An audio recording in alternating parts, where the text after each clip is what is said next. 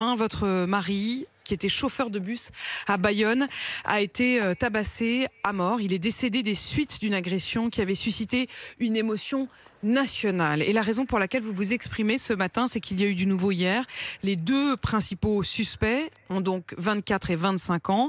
Et hier, la juge d'instruction en charge de l'enquête a décidé de requalifier les faits. C'est-à-dire qu'elle ne retient pas l'intention de donner la mort. Ils ne seront donc pas jugés pour homicide, mais simplement pour violence volontaire ayant entraîné la mort sans intention de la donner.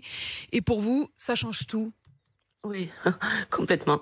Quand on a su, quand on a pris connaissance de cette requalification, Oui. évidemment, ça a été un choc énorme pour mes filles et pour moi-même parce que on s'attendait pas du tout à ça, surtout avec le dossier d'instruction, avec toutes les pièces qu'il y a dans ce dossier d'instruction, qui sont quand même des arguments forts, des pièces fortes, des écrits, des témoignages qui sont bouleversants et qui démontrent bien que c'était une violence extrême.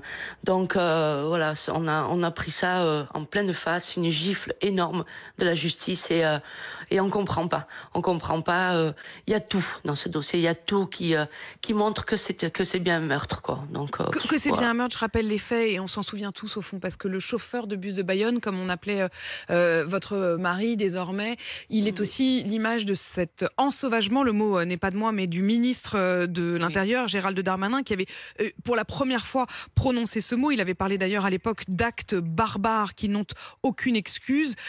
C'était le 5 juillet 2020 en début de soirée, donc votre mari, Philippe Monguillot, qui était conducteur de bus à Bayonne, était sauvagement agressé par deux passagers alors qu'il demandait à contrôler leur titre de transport et qu'il leur demandait de porter un masque qui venait d'être rendu obligatoire à bord. Quand vous dites qu'il y a tout dans ce dossier qui montre qu'il y a eu un véritable acharnement et que c'est pas sans intention de donner la mort, ça veut dire quoi? Vous pensez à Ça, quoi? mais ça veut dire, vous savez, il a été, voilà, ensauvagement, le mot, de toute manière, qui a été prononcé par le gouvernement, il est bien réel, hein, de toute manière. Donc, ça, là-dessus, il n'y a pas à dire autre chose.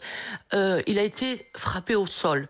Il a été bousculé hors de son bus. Il a été frappé au sol à coups de pied au niveau de la tête. La tête, c'est le moteur, hein, c'est notre moteur. Sans notre moteur, on peut pas avancer, c'est pas possible. Il a été frappé avec des coups de pied dans le visage, dans la tête, qui ont été extrêmement violents. Mais voilà, les témoignages le disent. Tout correspond en fait. Il a eu le pauvre, parce que excusez-moi, Non, mais non, je comprends. il a eu un minimum de lucidité pour se relever et aller se protéger dans son bus. Quand il s'est relevé, il titubait. Il était complètement groggy puisqu'il avait déjà été massacré au niveau du visage par terre. Et on est venu l'achever. Il n'a pas pu réagir à ça puisque tout était atteint déjà au niveau intérieur comme au niveau extérieur de sa tête. Donc, automatiquement, le coup de poing final qui lui a été mis ne pouvait qu'aggraver la situation qui avait déjà été incroyablement, comment dire, violente au sol. Voilà, c'est tout. Donc, qu'on me dise pas le contraire.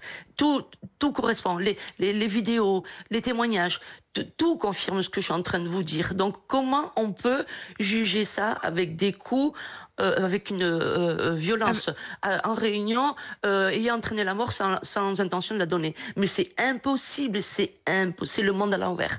C'est